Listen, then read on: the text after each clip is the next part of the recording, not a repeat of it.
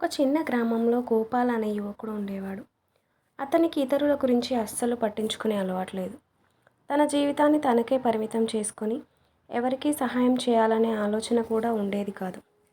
ఒకరోజు ఊరి వీధిలో గోపాల్ నడుస్తూ ఉంటాడు. అప్పుడు ఒక వృద్ధుడు దాహంతో అలసిపోయి రోడ్డుపై కూర్చొని ఉంటాడు. బాబు, చాలా దాహంగా ఉంది, కొంచెం నీళ్లు తాగే అవకాశం కల్పిస్తావా అని అడుగుతాడు.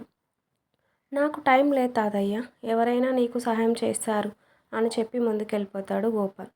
వృద్ధుడు నిరాశగా చూస్తూ అక్కడే ఉండిపోతాడు. కొన్ని రోజుల తర్వాత గోపాల్ మార్కెట్కి వెళ్తూ అనుకోకుండా అతని కాలికి గాయమవుతుంది. అతను నడవలేకపోతాడు, దాహంతో ఇబ్బంది పడతాడు. అతని పరిస్థితిని ఒక వృద్ధుడు చూసి దగ్గరికి వచ్చి తన దగ్గర ఉన్న నీళ్లు గోపాల్కి అందిస్తాడు. గోపాల్ ఆశ్చర్యంగా, మీరు ఎవరు, ఎందుకు నాకు సహాయం చేస్తున్నారు అని అడుగుతాడు. నీవు నాకు ముందుగా నీళ్లు ఇవ్వలేదని నేను కూడా ఇవ్వకపోతే మానవత్వం విలువ ఏంటి అని అంటాడు ఆ వృద్ధుడు. ఆ వృద్ధుడు మరెవరో కాదు, గోపాల్ అప్పుడు నిరాకరించిన అదే వృద్ధుడు. ఆ రోజు గోపాల్ నిజమైన జీవిత పాఠం నేర్చుకున్నాడు.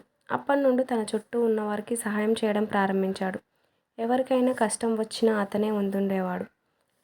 సహాయం చేయడానికి ఆలోచించకండి, ఎందుకంటే అదే సహాయం మీకెప్పుడో తిరిగి వస్తుంది.